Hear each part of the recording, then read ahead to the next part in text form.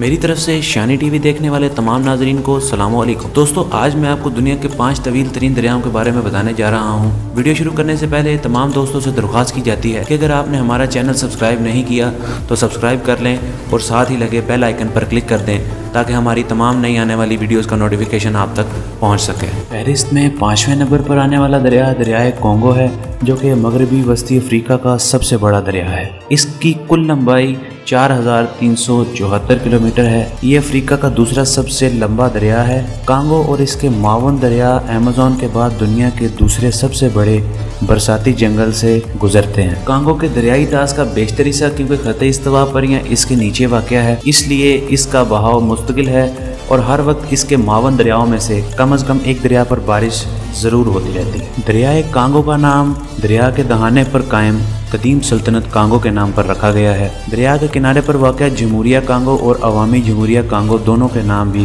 اس پر رکھے گئے ہیں۔ 1971 سے 1997 تک زائر کی حکومت اسے دریائے زائر بھی کہتی تھی۔ جنوبی افریقہ کے سرکاری ادارے ایسکوم نے بجلی پیدا کرنے کی صلاحیتوں میں اضافے کے لیے ایک تجویز پیش کی ہے، جس کے تحت موجودہ بندوں میں بہتری اور نئے برقابی بند کی تعمیر کے ذریعے اس سے 40 گیگا واٹ تک بجلی پیدا کی جا سکے گی، جو چین کے 3 گھاٹی بند سے 2 گنا زیادہ ہے۔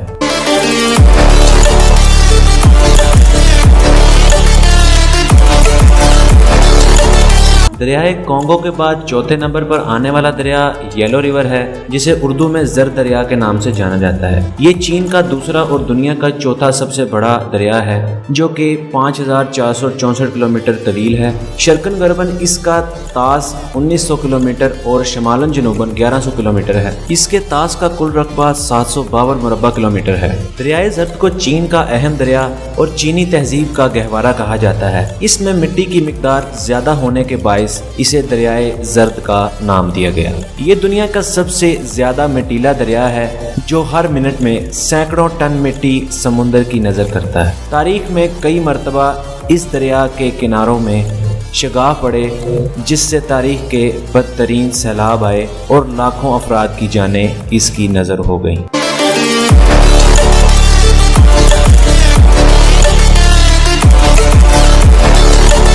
فہرست میں 3رے نمبر پر آنے والے دریا کا نام دریائے یانگتزے ہے۔ یہ دریا چین میں واقع ہے اور تقریباً 6300 کلومیٹر کے رقبے میں پھیلا ہوا۔ انگریزی زبان میں اسے یانگتزے جبکہ چینی زبان میں اسے چینگ جیانگ کے نام سے بھی جانا جاتا ہے۔ چینگ جیانگ کا مطلب طویل دریا ہے۔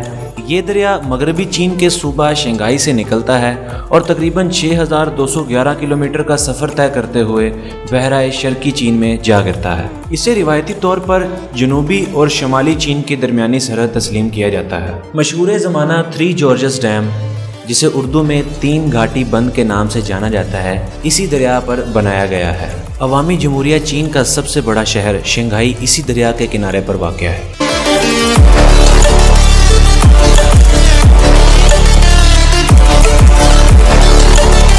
فہرست میں 2 نمبر پر آنے والا دریا دریائے ایمیزون ہے، جو جمہوریہ پیرو جنوبی امریکہ کے مغرب میں واقع ہے۔ ایکواڈور، کولمبیا، برازیل، بولیویا اور چلی اس کے پڑوسی ممالک ہیں۔ دریائے ایمیزون جنوبی امریکہ کا ایک عظیم دریا ہے، جو حجم کے اعتبار سے دنیا کا سب سے بڑا دریا ہے۔ اس میں پانی کے بہاؤ کا اندازہ اس بات سے لگایا جا سکتا ہے کہ ایمیزون کے بعد حجم کے اعتبار سے دوسرے سے 6 نمبر پر آنے والے تمام دریا مل کر بھی اس کے حجم کے برابر نہیں ہو سکتے۔ برازیل میں ایمیزون کا طاس، جسے ایمیزون طاس کے نام سے جانا جاتا ہے، دنیا کا سب سے بڑا طاس ہے، جو کہ پورے بھارت سے 2 گنا بڑا ہے۔ دریائے ایمیزون کا پانی بحیرہ اوقیانوس میں گرتا ہے اور بارش کے موسموں میں سمندر میں گرنے والا پانی 3 لاکھ مکعب میٹر فی سیکنڈ تک پہنچ جاتا ہے۔ دنیا بھر میں سمندر میں گرنے والے میٹھے پانی کے کل حجم کا 5واں حصہ دریائے ایمیزون سے گرتا ہے۔ دریائے ایمیزون تقریباً 6400 کلومیٹر یعنی 4000 میل طویل ہے۔ یہ دریا کوہ انڈیز کے مشرق میں واقع ایمیزون کے جنگلات سے گزرتا ہے، جو دنیا کے سب سے بڑے جنگلات ہیں۔ دریائے ایمیزون کے معاون دریاؤں کی تعداد 1000 سے زائد ہے۔ دریائے ایمیزون جنوبی امریکہ میں بہنے والا دنیا کا دوسرا سب سے لمبا دریا ہے اور اپنے سے چھوٹے 7 مشترکہ دریاؤں کے مجموعی آبی بہاؤ سے زیادہ ہے۔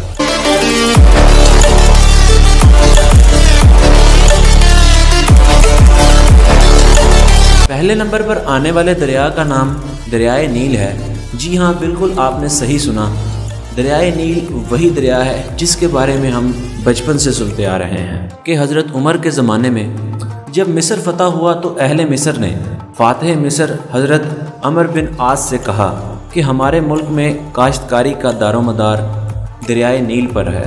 ہمارے ہاں یہ دستور ہے کہ ہر سال ایک حسین و جمیل کنواری لڑکی دریا میں ڈالی جاتی ہے۔ اگر ایسا نہ کیا جائے تو دریا خشک ہو جاتا ہے اور قحط پڑ جاتا ہے۔ حضرت عمر بن عاص نے انہیں اس رسم سے روک دیا۔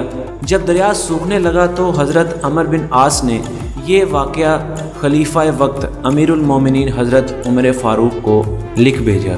جواب میں حضرت عمر فاروق نے تحریر فرمایا کہ دین اسلام ایسی وحشیانہ اور جاہلانہ رسموں کی اجازت بالکل نہیں دیتا، اور آپ نے ایک خط دریائے نیل کے نام لکھ بھیجا اور اسے دریا میں ڈالنے کی ہدایت کی۔ اس خط کا مضمون یہ تھا کہ بعد حمز و صلات کے مطلب یہ ہے کہ اگر تو اپنی طرف سے اور اپنی مرضی سے چل رہا ہے تب تو خیر نہ چل، لیکن اگر اللہ تعالیٰ واحد و قہار تجھے جاری رکھتا ہے تو ہم اللہ تعالیٰ سے دعا مانگ رہے ہیں کہ وہ تجھے رواں کر دے۔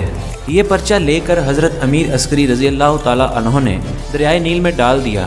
ابھی ایک رات بھی گزرنے نہیں پائی تھی جو دریائے نیل میں 16 ہاتھ گہرا پانی چلنے لگا، اور اس وقت مصر کی خشک سالی ترسالی سے اور گرانی ارزانی سے بدل گئی۔ دریائے نیل دنیا کا سب سے طویل ترین دریا ہے جو براعظم افریقہ میں واقع ہے۔ یہ دو دریاؤں نیل ابیض اور نیل ازرق سے مل کر تشکیل پاتا ہے۔ نیل ابیض وسطی افریقہ میں عظیم جھیلوں کے علاقے میں جنوبی روانڈا سے نکلتا ہے اور شمال کی جانب تنزانیہ، یوگانڈا اور جنوبی سوڈان سے گزرتا ہے، جبکہ نیل ازرق ایتھوپیا میں جھیل ٹانا سے شروع ہوتا ہوا جنوب مشرق کی سمت سفر کرتے ہوئے سوڈان سے گزرتا ہے۔ یہ دونوں دریا سوڈان کے دارالحکومت خرطوم کے قریب آپس میں ملتے ہیں۔ دریائے نیل کا شمالی حصہ سوڈان سے مصر تک مکمل طور پر صحرا سے گزرتا ہے، جبکہ مصر میں اس دریا پر مشہور اسوان بند تعمیر کیا گیا ہے جو 1971 میں مکمل ہوا۔ اس بند کے باعث ایک عظیم جھیل تشکیل پائی جو جھیل ناصر کے نام سے جانی جاتی ہے۔ یہ جھیل مصر اور سوڈان کی سرحد پر واقع ہے، تاہم 83% جھیل مصر میں جبکہ 17% جھیل سوڈان میں ہے، جہاں اسے جھیل نوبیا کہا جاتا ہے۔ جھیل ناصر 550 کلومیٹر طویل اور زیادہ سے زیادہ 35 کلومیٹر چوڑی ہے۔ اس کا کل رقبہ 5250 مربع کلومیٹر ہے، جبکہ پانی کے ذخیرے کی گنجائش 157 مکعب میٹر ہے۔ مصر کی آبادی کی اکثریت اور تمام شہر اسی دریا کے کنارے آباد ہیں۔ مصر کا موجودہ دارالحکومت قاہرہ دریائے نیل کے کنارے اور اس کے جزائر پر عین اس مقام پر واقع ہے جہاں دریا صحرائی علاقے سے نکل کر 2 شاخوں میں تقسیم ہو کر ڈیلٹائی خطے میں داخل ہوتا ہے۔ دریائے نیل 6695 کلومیٹر یعنی 4160 میل کا سفر طے کرنے کے بعد اس ڈیلٹائی علاقے سے ہوتا ہوا بحیرہ روم میں گرتا ہے۔